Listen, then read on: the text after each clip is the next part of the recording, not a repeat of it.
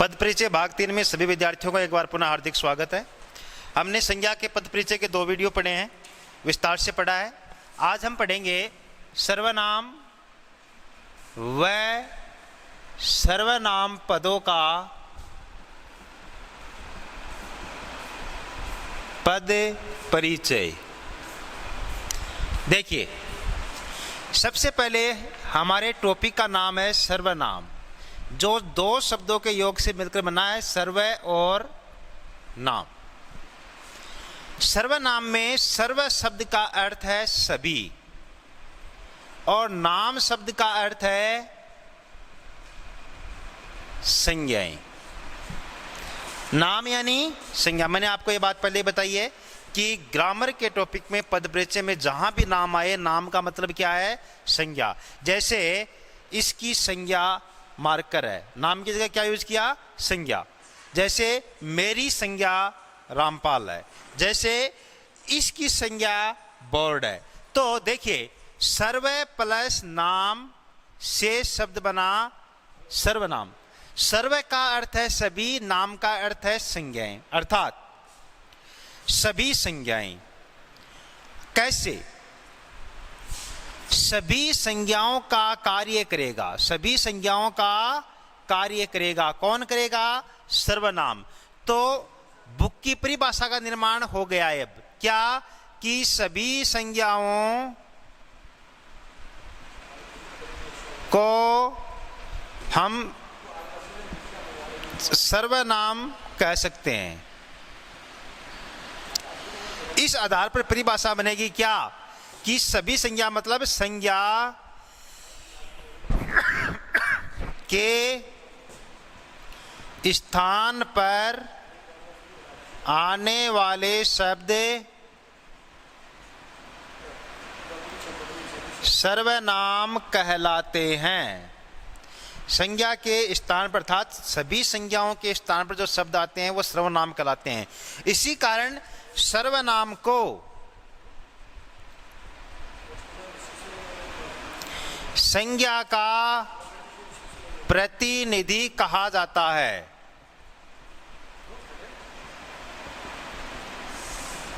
सर्वनाम को किसका प्रतिनिधि करता है? संज्ञा का। प्रतिनिधि का मतलब है कि मैं उसकी जगह हूं। अर्थात सर्वनाम का अन्य कार्य क्या है? सर्वनाम का कार्य है संज्ञा शब्दों की पुनरावृत्ति को रोकना। संज्ञा शब्दों की पुनरावृत्ति को रोकने का काम कौन करता है? सर्वनाम करता है। कैसे करता है? देखिए, मैं एक उदाहरण बोल रहा हूं। रवि आया और रवि ने कहा कि रवि दूध पीकर सोएगा।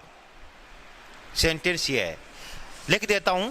रवि आया और रवि ने कहा कि रवि दूध पीकर सोएगा। इस सेंटेंस को अगर आप सुनते हैं तो आपको बड़ा अजीब लगता है कि क्या रवि आया, रवि दूध पिया, रवि, अर्थात बार बार किसकी आवृत्ति हो रही है? रवि की। रवि संज्ञा नंबर 1, 2 और 3 बार रवि इसमें आया है। अब देखो, अगर ये सेंटेंस ऐसे होता कि रवि आया और उसने कहा कि वह दूध पिएगा या दूध पीकर सोएगा, तो अब ये सेंटेंस सुनने में अच्छा लगता है। अब सर्वनाम क्या कहता है कि आप एक बार आ जाओ। कौन? संज्ञा। अगर आप एक बार आ गए तो बार बार आपके आने की जरूरत नहीं है। अब मैं आपका प्रतिनिधि बनकर सामने आऊंगा। प्रतिनिधि बनकर सामने कौन आया? रवि की जगह उसने। यहां कौन आया? वह। तो उसने और वह दोनों शब्द किसके हैं? सर्वनाम के हैं। देखिए, सर्वनाम पहला शब्द जैसे आज रमेश स्कूल गया, अब ये पूर्ण नाम हो गया। इसके तुरंत बाद सर्वनाम का ही शब्द आएगा, चाहे कुछ भी हो। आज रमेश स्कूल गया, स्कूल पहुंचकर उसने फोन किया। रमेश की जगह क्या आया? उसने। अब देखो रमेश की वापस जरूरत नहीं पड़ी, रमेश की जगह कोई प्रतिनिधि शब्द आया उसका उसने। तो यहां पर यह बात कन्फर्म होती है कि सर्वनाम किसका प्रतिनिधि है? संज्ञा का, पहली बात। दूसरी बात, सर्वनाम क्या करता है? संज्ञा शब्दों की पुनरावृत्ति को रोकने का कार्य करता है। रमेश शब्द वापस नहीं आया, यहां पर रवि की पुनरावृत्ति को रोका, यहां पर रोका। तो कहने का अर्थ यह है कि सर्वनाम सर्व प्लस नाम अर्थात सभी संज्ञाओं का प्रतिनिधि है, सभी संज्ञाओं के स्थान पर आते हैं। और दूसरी मैं आपको इसका थोड़ा शॉर्टकट बताऊं या समझने का सही तरीके से अंदाज बताऊं तो वो ये कि सर्व प्लस नाम अर्थात जो सभी का नाम है वो सर्वनाम है। कैसे? दुनिया में हर व्यक्ति का नाम मैं है। आप अपने नाम के स्थान पर क्या बोलते हैं? मैं नहीं पढ़ूंगा, आपका नाम मैं है क्या? मैं स्कूल जाऊंगा, आपका नाम मैं है। दुनिया में हर व्यक्ति का नाम तुम है, तुम इधर आओ। कोई आपको कहता है कि तुम इधर आओ, आप चले आते हैं, आपका नाम तुम है क्या? अर्थात आप तुम के नाम से चले आए। उसने मुझे बताया, जिसने बताया उसका नाम उसने तो नहीं है ना, मगर हमने उसके नाम के स्थान पर क्या यूज किया? उसने। तो जो सभी का नाम है वो क्या है? सर्वनाम है। और अब हम चर्चा करेंगे सर्वनाम के भेदों की कि सर्वनाम के कितने भेद होते हैं। देखिए सर्वनाम के 6 भेद होते हैं, जिसमें पहला है पुरुषवाचक सर्वनाम। नंबर 2 निश्चयवाचक सर्वनाम। 3 अनिश्चयवाचक सर्वनाम। 4 संबंधवाचक सर्वनाम। 5 प्रश्नवाचक सर्वनाम। और 6 निजवाचक सर्वनाम।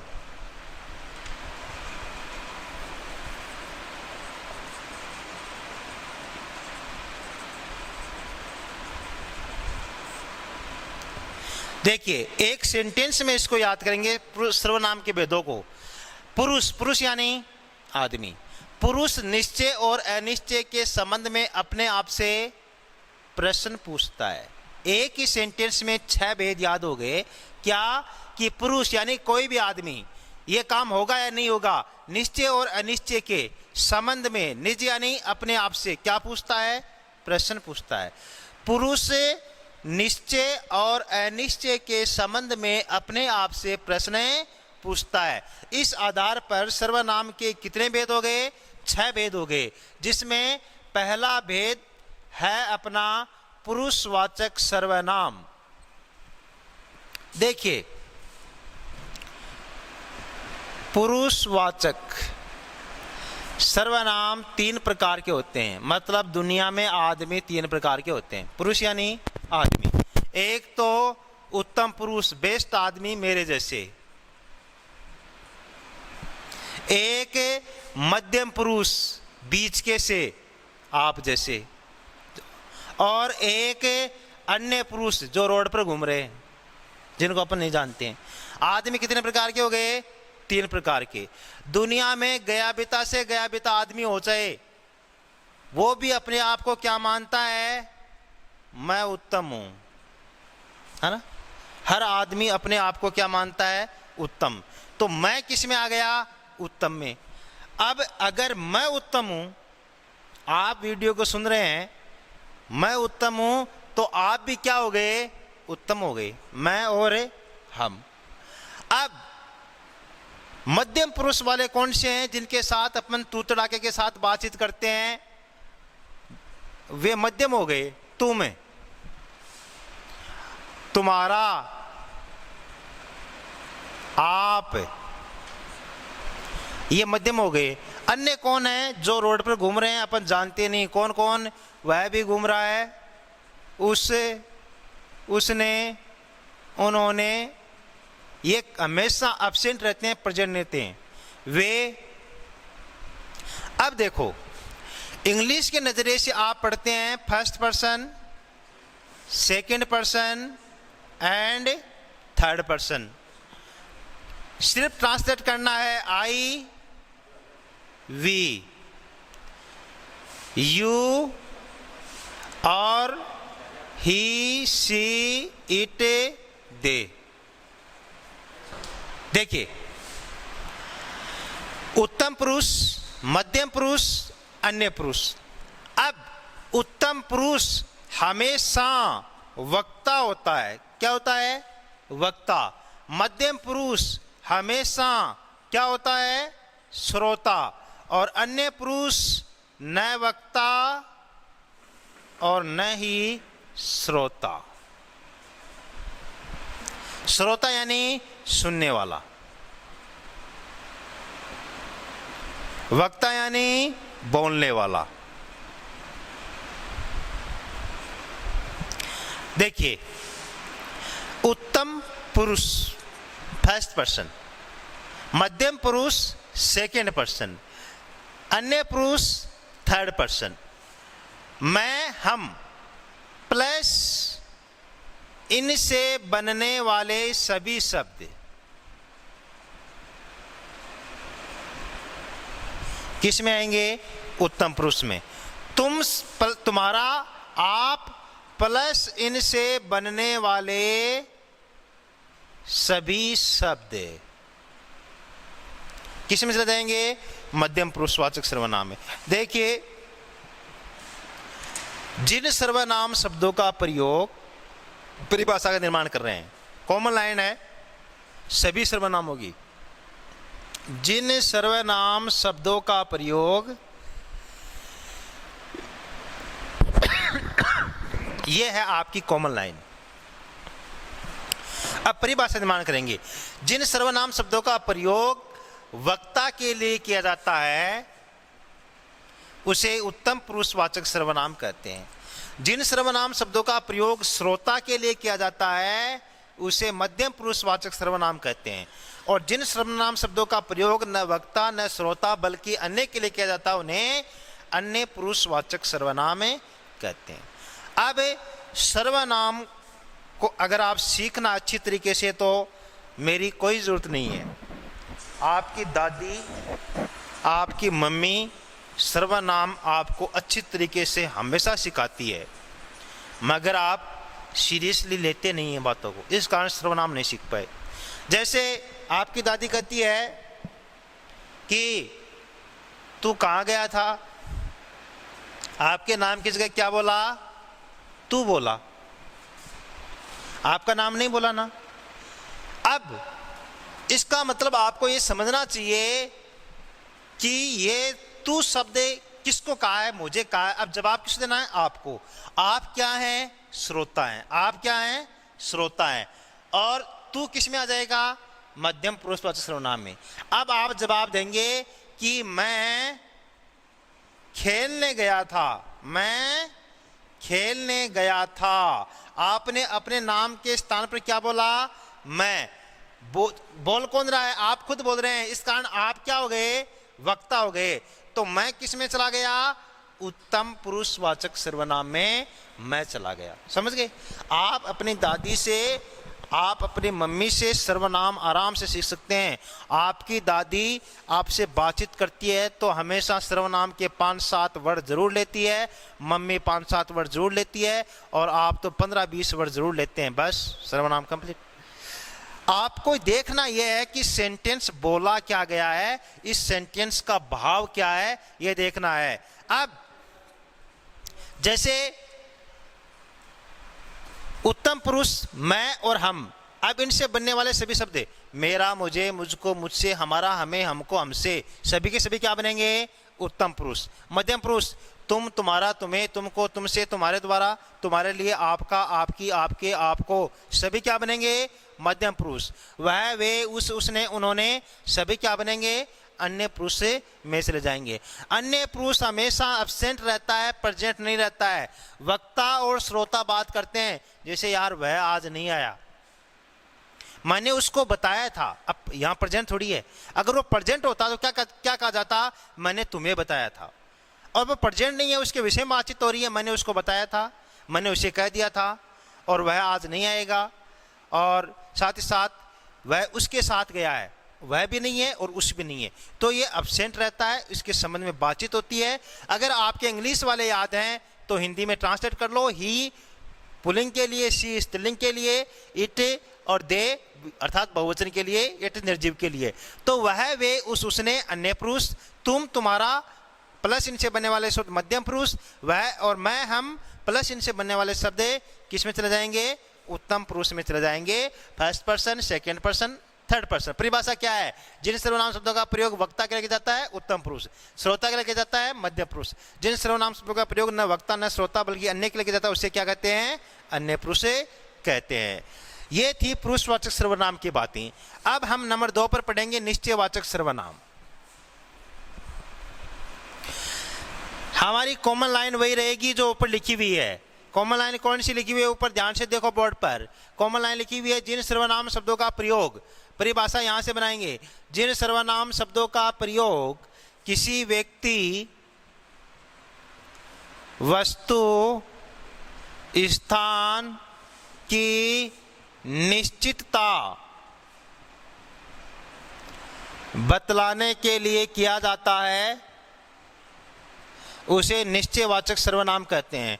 कॉमन लाइन, जिन सर्वनाम शब्दों का प्रयोग किसी व्यक्ति, वस्तु, स्थान की, लगाना है, बस कुछ नहीं लगाना है, अनिश्चितता बताने के लिए किया जाता है उसे निश्चयवाचक सर्वनाम कहते हैं। जिन सर्वनाम शब्दों का प्रयोग परस्पर संबंध सूचित करने के लिए किया जाता है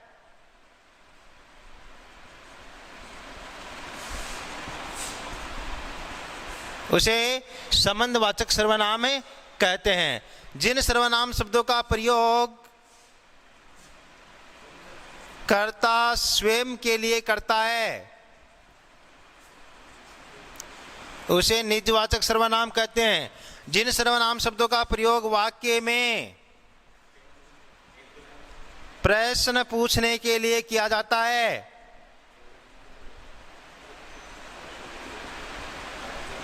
उसे प्रश्नवाचक सर्वनाम कहते हैं। देखिए, निश्चयवाचक सर्वनाम, निश्चयवाचक सर्वनाम के शब्द हैं यह,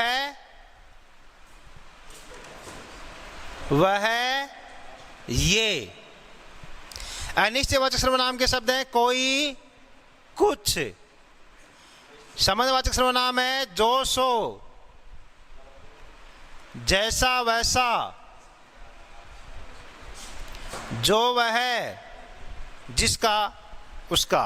निजवाचक स्वयं, खुद, अपने आप और आप। प्रश्नवाचक कौन, क्या, किसे आदि। देखो, अब अगर ये आपने याद कर लिए, पुरुषवाचक के कौन से? मैं, हम, तुम और वह, वे, उस, उसने। इस सर्कल में जितने भी वर्ड हैं ये आपने याद कर लिए, सर्वनाम आपके कंप्लीट है। इनसे बाहर सर्वनाम नहीं है कोई भी, इनसे बाहर सर्वनाम नहीं है। निजवाचक के कौन से हैं? संबंधवाचक के कौन से हैं? निश्चयवाचक के कौन से हैं? अनिश्चयवाचक के कौन से हैं? पुरुषवाचक के कौन से हैं? पहली बात तो ये शॉर्टकट तरीका हो गया। कुछ लिमिटेड वर्ड हैं, अगर ये आएंगे तो पुरुषवाचक अदरवाइज नहीं है, ये आएंगे तो निश्चयवाचक अदरवाइज नहीं है, ये आएंगे तो निश्चयवाचक अदरवाइज नहीं है, ये आएंगे तो संबंधवाचक अदरवाइज नहीं है। पहली बात तो ये दिमाग में उठानी है। दूसरी बात कि हम इनको समझे या नहीं समझे, इस पर अपन थोड़ी सी चर्चा करेंगे। देखिए, वह शब्द यहां पर भी आ रहा है और वह शब्द यहां पर भी आ रहा है। कौन सा वह शब्द पुरुषवाचक सर्वनाम का है और कौन सा वह शब्द निश्चयवाचक सर्वनाम का है, एक चर्चा अगले वीडियो में इसकी करेंगे अपन। दूसरी चर्चा हम अगले वीडियो में इसकी करेंगे कि क्या अनिश्चयवाचक सर्वनाम के ये दो ही शब्द हैं या और भी हो सकता है। क्या आप शब्द एक यहां पर लिखा हुआ है और एक शब्द आप पुरुषवाचक सर्वनाम में भी आता है, यहां पर भी है। अपने आप का क्या अर्थ है, सिर्फ आप का क्या अर्थ है, आप यहां आएगा तो उसका क्या अर्थ है। परस्पर संबंध बताने से क्या आशय है? वह शब्द यहां पर भी आ रहा है, वह यहां पर भी आ रहा है, वह यहां पर भी आ रहा है, हम कौन सा सर्वनाम माने कौन सा नहीं माने, इसकी अपन विस्तृत चर्चा अगले वीडियो में करेंगे। आज के वीडियो में बस इतना ही, क्या कि संज्ञा के स्थान पर आने वाले शब्दों को सर्वनाम कहते हैं। सर्वनाम के 6 भेद होते हैं: पुरुषवाचक, निश्चयवाचक, अनिश्चयवाचक, संबंधवाचक, निजवाचक, प्रश्नवाचक। और शॉर्टकट तरीका एक ही सेंटेंस का क्या बताया? पुरुष निश्चय और अनिश्चय के संबंध में अपने आप से प्रश्न पूछता है। पुरुषवाचक सर्वनाम कितने प्रकार के होते हैं? 3 प्रकार के: उत्तम पुरुष, मध्यम पुरुष, अन्य पुरुष। उत्तम पुरुष मैं, हम प्लस इनसे बनने वाले सभी शब्द। मध्यम पुरुष तुम, आप प्लस इनसे बनने वाले सभी शब्द। और अन्य पुरुष वह, वे, उस, उसने। निश्चयवाचक जिन सर्वनाम शब्दों का प्रयोग व्यक्ति, वस्तु, स्थान की निश्चितता बताने के लिए जाता है उसे निश्चय सर्वनाम कहते हैं, जैसे यह, वह, ये। अनिश्चयवाचक जिन सर्वनाम शब्दों का प्रयोग व्यक्ति, वस्तु, स्थान की अनिश्चितता बताने के लिए जाता है उसे अनिश्चय सर्वनाम कहते हैं, जैसे कोई, कुछ।